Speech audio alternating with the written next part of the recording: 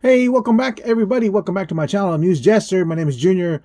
We're switching gears and we're looking into Mondo's 1/6 scale Thundercats Lion-O. This is the deluxe timed edition.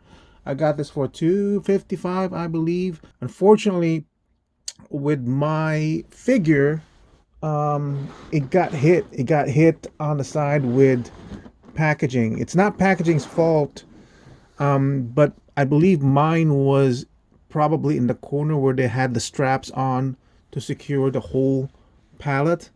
So mine got dinged like that. So I was thinking maybe I might request a new box, but we'll see what's going on.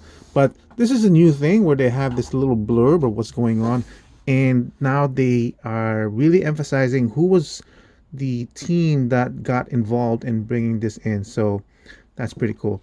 First impressions off the box itself. I don't usually talk about the boxes. I except for Masters of the Universe, because the box art is always good. So I have to talk about that. But my first impression of the box is this is a different type of material. Why am I talking about material? This material feels plasticky, like I don't know how to describe it. It's not. I'm not saying it is a bad thing. I'm saying it's a good thing. It feels like there's a plastic component to this box because it feels slightly better grade, like a vinyl type of plastic. Um, Let me bring out. So it doesn't have a slip cover. It's basically like this one. So this is the same one. This I always just tear off the front part. I don't. You can't see it, but it feels like a higher quality of paper that has some sort of vinyl component to it, and it feels different. It feels really good. You know. Now this is Thundercats. This is not Masters of the Universe. What I've noticed with Masters of the Universe is I think, I'm not positive, but that they use the same artist on the Masters of the Universe. And I really do like his art style, as you can see. I really like it. It's colorful, it's got a lot of, um, it's got a good feeling into it. This one, Florian, it's good, but there's a sense of computer component that's just kind of, I'm not entirely sure of, because this one feels like it's painterly, and I'm not sure if it's true or not, but there's has a paint quality to it. This one has a digital quality to it, that I'm not sure of. So my only comment to the artist is incorporate some of these rich colorful backgrounds that this artist is using, from the MOndo Masters of the um, universe. Also, you'll notice that he has these. This particular artist has these kind of like background characters that's kind of hidden, um, into his artwork. So it's kind of like a tongue-in-cheek thing that's going on. So kind of incorporate that maybe to this one too.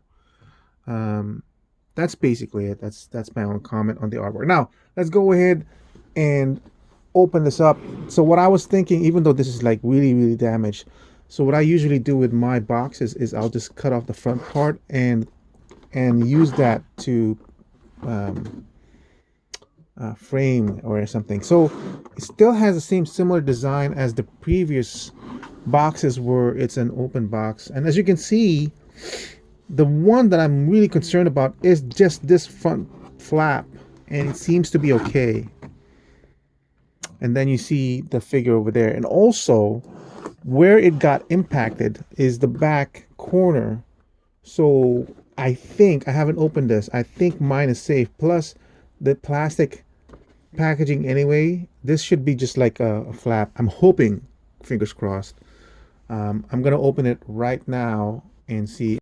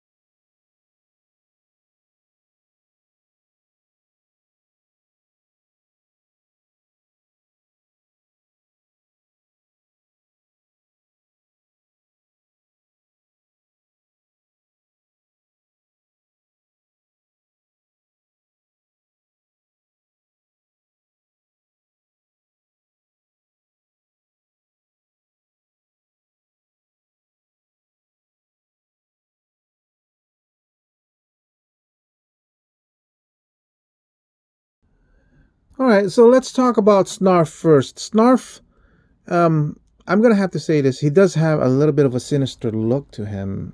Um, Definitely not the kind of Snarf that I would think of, because my mind, my emotional connection to these figures is basically tied into the cartoon version, right?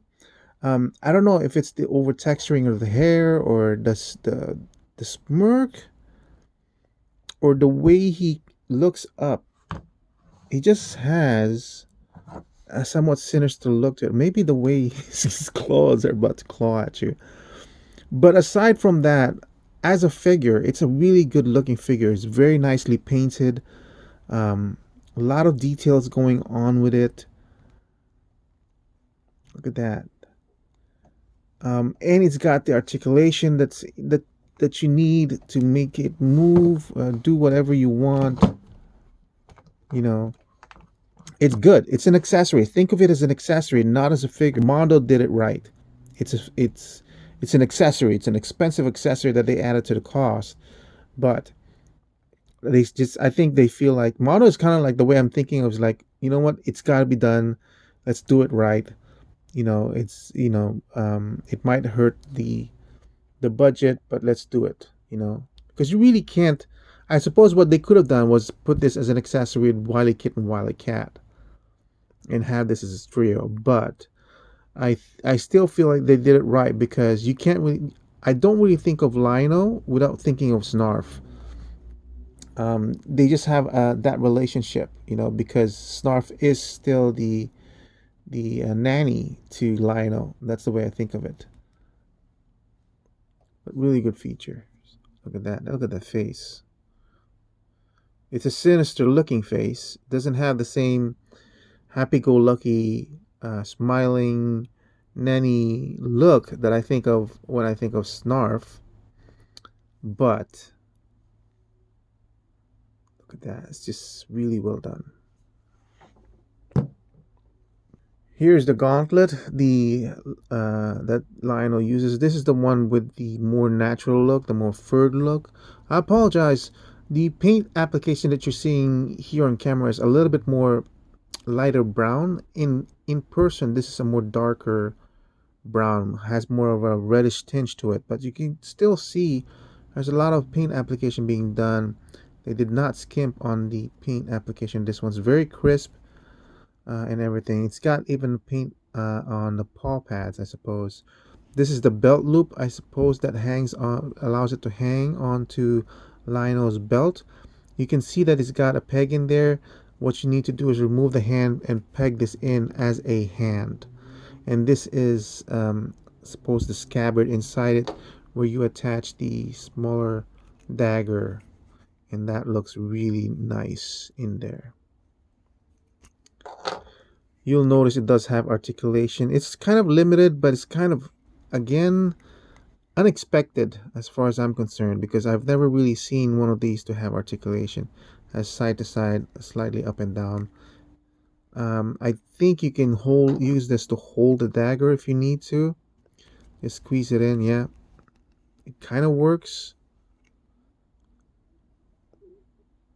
I appreciate the effort. It doesn't work completely well, but I appreciate the effort.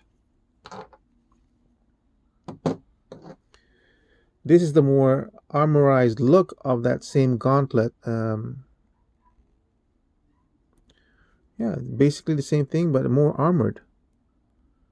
Again, I appreciate the fact that they included this one. As you can see, this is a little bit more softer rubber. I didn't realize that, but really nice.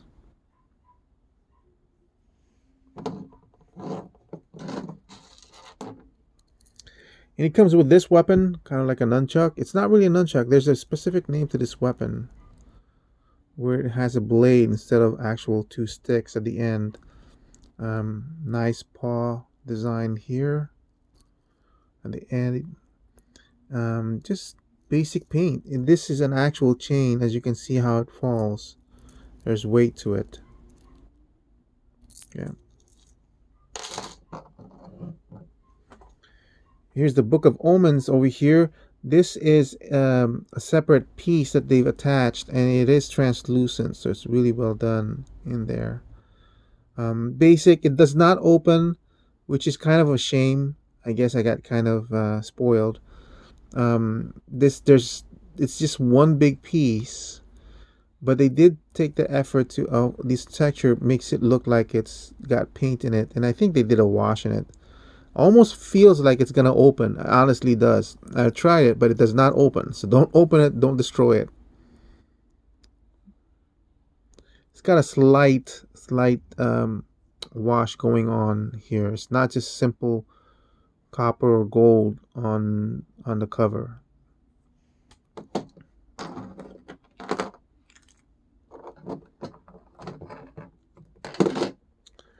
It comes with 3 extra pairs of hands, aside from the one that's on the figure right now. 1 pair of closed hands,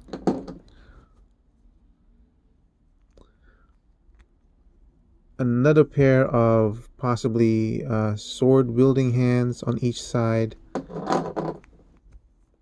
and another pair of kind of grabbing something hands. This could be used for grabbing either the book, yeah, probably the book or something. Let's concentrate on just one of the hands over here. What I will say is that I feel like this is a more better painted hand than what we usually get from the Masters of the Universe. There's a wash going on, a slight wash, subtle um, wash going on in the crevices of each finger, as you can see, giving it a little bit more depth. Again, the fur, maybe the fur helps because it's adding more texture to it, so it doesn't seem as plain as what I've noticed with Masters of the Universe hands. And you do see those fingernails over here. They're sharp, but not sharp to the point where it's can be painful when you're pressing into it. It's not like realistically painted nails, but it's good enough because it's standing off to against the furred fingers, and you can see the paws are also painted over there. Let's take a look at one of the daggers, or the dagger first, the dagger version of the sword of Tandera. So, not really a sword, but more of a dagger. I want to point out the translucent plastic that they used over here. Really very striking. Definitely shows the eye of Omen. The eye of Thundera is closed, but I want to concentrate on the hilt. It's really nicely designed, nicely painted, really nice, like small details that just keeps engaging my eye. Um, yeah, definitely interesting. This is the more plain version of the Sword of Omens. As you can see, I want to note the fact that the tip is a little bit more blunt than the other one. It does have this groove on the inside of the blade. I will also note that the blade feels brand new. It looks brand new. There's no washing, there's no signs of wear or anything like that. But it's nicely painted. There's no denying that. It's nicely designed. It just feels so brand new. So Mondo decided to go ahead and just give us a brand new sword with the Mondo design, where you can see the blade has this very nice etching in the middle or in the center of the sword. And you'll note that the tip of the sword is a lot less blunt than this one. I really do like the design of this one more than the plain one, which is more true to the design in the cartoons. This is a more Mondo design, and I feel like it will fit more with the figure that they've given us. As you can see, the guard is a lot more complex than the one from the TV show, and you can see it's a lot more detail going on, even into the what do you call this, the hilt.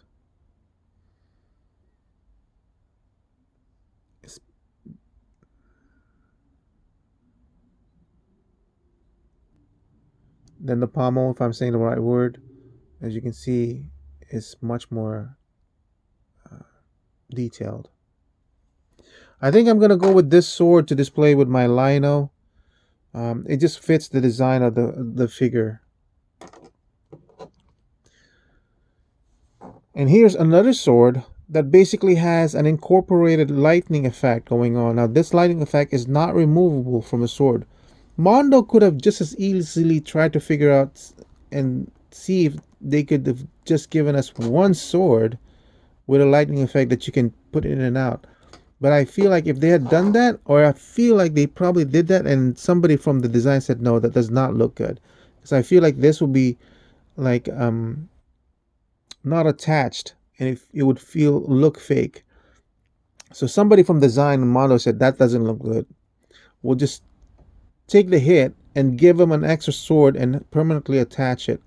I feel like that was a decision they made, a conscious decision. I feel like that was a correct decision, and I'm very grateful that they did that, because it kind of shows their dedication to, let's bring a good quality product and let's not think about how much extra cost it would be to do it that way. So I do appreciate the effort that was done bringing the second sword. Now this is a lot heavier than this sword, a lot heavier, maybe twice as much. So let's look at Primal Lion-O, or the Beast Lion-O. Again, I don't think I'm going to display him as this. It looks too feral for me, but let's point out the fact that it's a really good looking portrait. I want to point out the teeth in this one, because you can see how they painted the gums and the teeth. There's depth in there that's going on, so it's really, really nice. Really nice, the subtle fur texture that they put in here,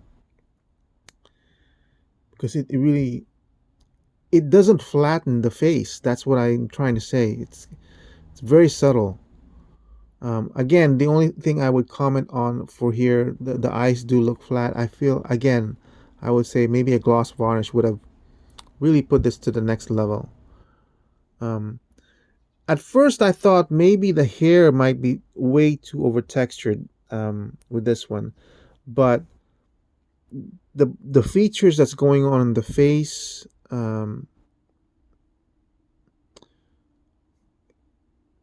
it balances well with the texturing on the hair, because like the snarl on this particular face, it's not being overshadowed by the hair texture. Now this will be a nicer balance. I'm actually thinking of using this against T-Man when they're fighting, because I was thinking of displaying them with cross swords. Again, I want to point out the work that they've done on the teeth and the gums and the inside of this one. It's not really showing well. Here, let's see if I can do that, so that you can see the tongue is painted as well. Got a lot of depth that's accomplished by the fact that they took the time and painted the mouth very well.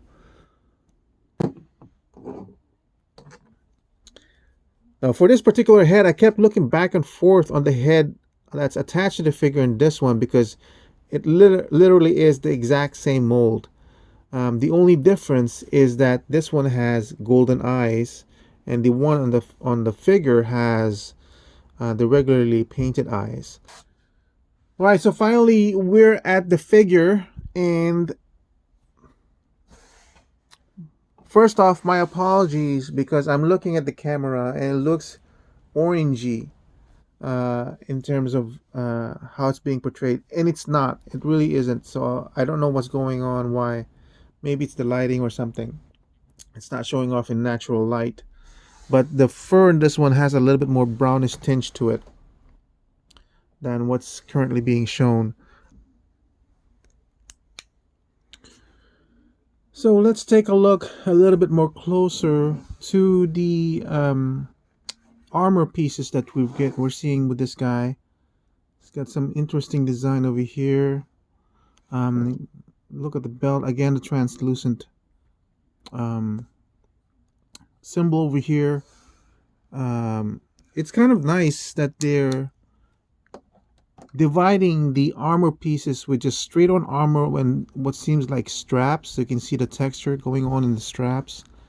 And then the choice of somewhat of a reptilian skin on the belt is interesting too. So it's not just unlike in the cartoons where it's all almost one solid piece of armor. You do see these um, design choices that kind of pulls you in and out of the armor, so it's not boring. It's really nice over here with the gauntlet. So that's how it looks on the side. Here's the back and everything. So it looks really good. Now I'm kind of curious to see how this cape is supposed to attach. I really think these are supposed to come off. Yeah.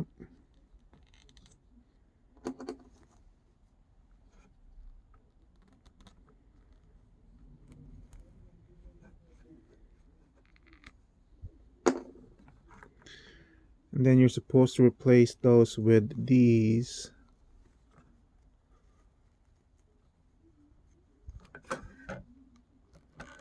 Slide it from the back first. Going forward like that. Push it in and then go to the front and plug it at the front.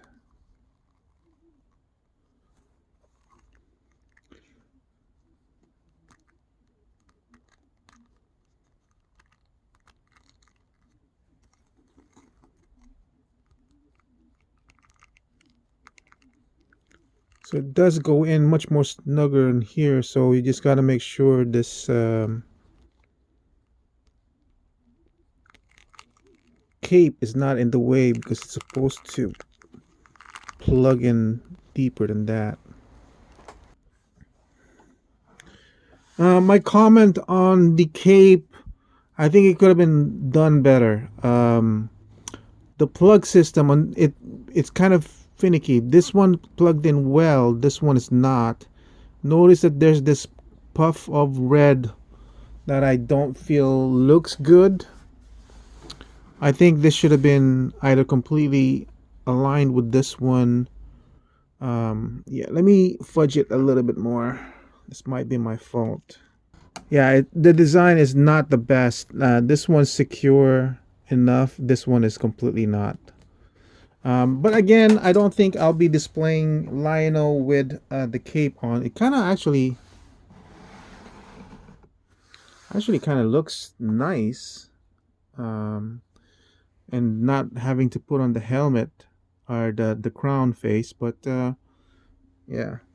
If you're having a hard time making these sit flush when you're restoring it to the original side, just to let you know, these are mislabeled. This one says R2, R1 from the front, R2 in the back, L1 from the front, L2 in the back. And I'm pointing it as it says. This is R. This is supposed to be the right. It's supposed to be the left. But obviously it's not. I mean, it's right if you're looking at the figure head on, but this is not the right side of the figure. We all know that, right? That's the left side and this is the right side. But just to prove my point, see where it says L2? I'm not sure if you can see that. They mislabeled it. Let's look at the articulation. Let me pull this off of the stand and see what's going on. Also, I want to point out the stand is really very plain, which is, I would almost say disappointing, but I guess I don't really care about the stand. It serves its function. So let's pull this the head off. What's going on? The head basically can only look straight on. It goes down a little bit to the side, not much going this way. It's the hair is just so restrictive, but it should be okay going side to side. The shoulder articulation, note of how they did this, the joints are actually sculpted as well with fur, as you can see, which is really good. I'm glad they chose to do that. Even the elbow joint, you can see, has fur sculpting, not as raised as the actual figure, but enough so at least it doesn't stand off. So that's well done. So let's see what we can do with the movement on this one. I think that's as high as it will go looking at the design of this joint. Okay, this one went a little bit higher. There. That's as high as the shoulder will go. You have the bicep twist going on. Really well done. I really am not afraid of any kind of paint rubbing going on for this one. The elbow articulation is slightly below 90. Can't help it. It's just the sculpt. That's just the way it is. This one, the wrist will swivel. Watch where the ball joint is to figure out where the hinge is. This is currently going up and down. What I've also noticed with this particular hand, I'm not sure if it's going to occur in this one, when I'm just twisting it to the side, it's starting to pop off. See how it just came off like that? Let me do that again. So as you can see, that is in there right now. And I'm just going to twist it off to the side. I'm not pulling on it. And as you're twisting it, it's for some reason it's starting to raise itself out of that peg hole. So let me do it on the other side. And so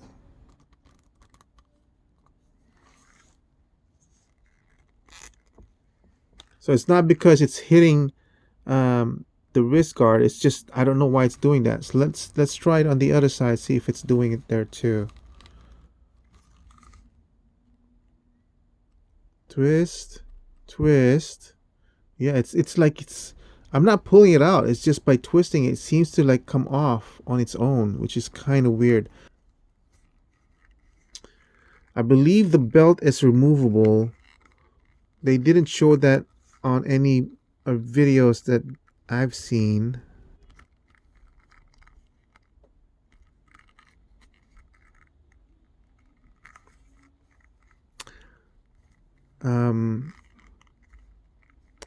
Feels like it's loose enough. I feel like what you can do is like, see how it pegs like that there? That's probably how you remove it.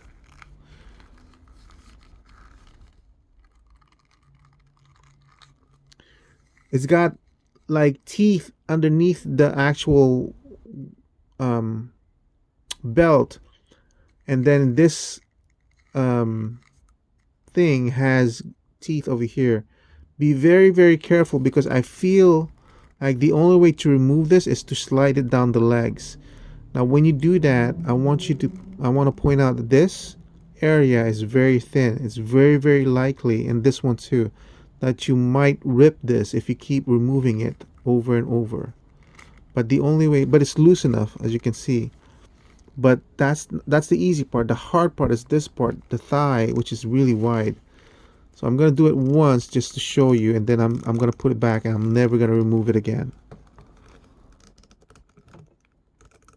I'm squeezing the legs as closely as possible and just slowly sliding it down. That's a really scary part. I feel like if like this is gonna tear, it just will. So I'm never gonna do that again.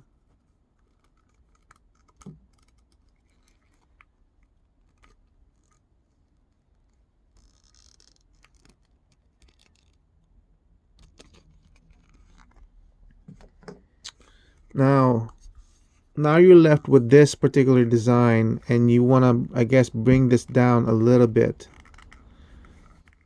to cover it, because if you don't, then you see this, which is part of what's gripping this into the figure. So just bring that down because you need this belt anyway for the hook on this one.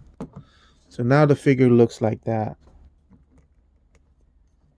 which is more truer to the design of the cartoon.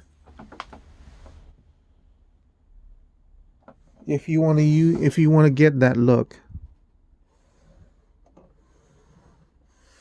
That's kind of interesting. I mean, I can work with that, but I'm actually preferring this thing with the loincloth. It's more, it's the Mondo touch, I suppose. And this, you cannot remove this. It is a separate piece from the body. As you can see, you can lift it. The body doesn't, underneath this armor does not have a fur sculpt, at least from this side. This is not meant to be detached, so I would not even recommend it.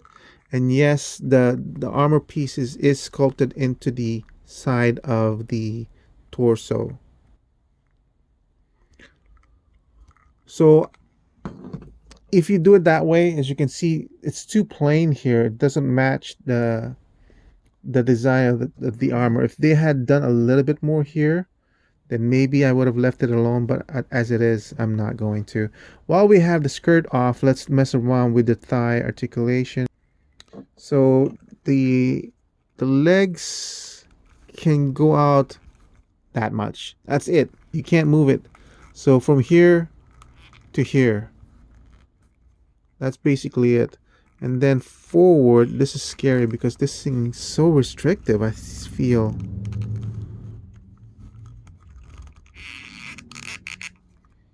If you twist it up like that, you can accomplish an almost 90 degree. But look how it looks from the front. That doesn't look right, but I suppose you can kind of get away with it by twisting the knee a little bit. But again, you can't have the straight on movement for the leg. Again, I'm gonna push it to the side and show you how it looks, just to get that much of a range, because what you're really doing is this leg is twisting this way in order to get that. See?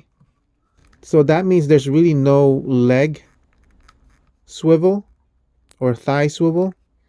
You do have a double jointed knee that will allow you that much. And then you have a twist on the lower calf and a twist on up here.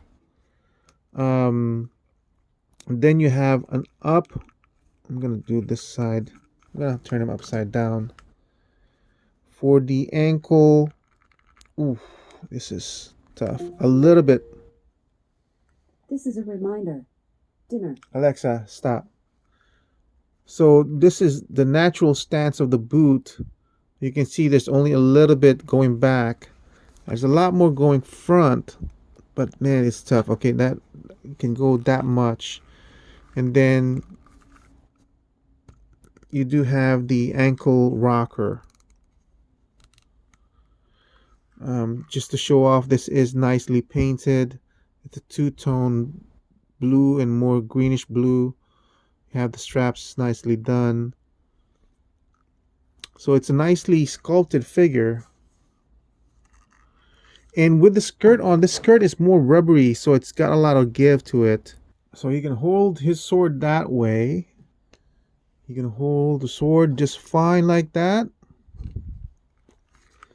No issue. Very strong wrist connection over there.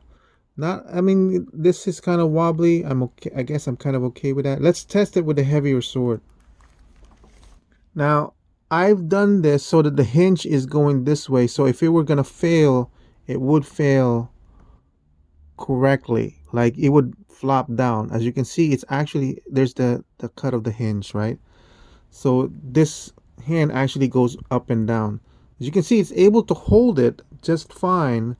The problem is occurring from the looseness of the grip of the hand. See? That's where the problem is coming from, but it is able to hold it, so you can pose it.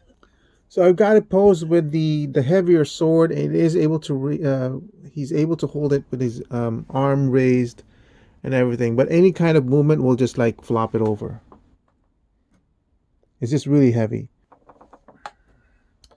Right, so final thoughts on the figure.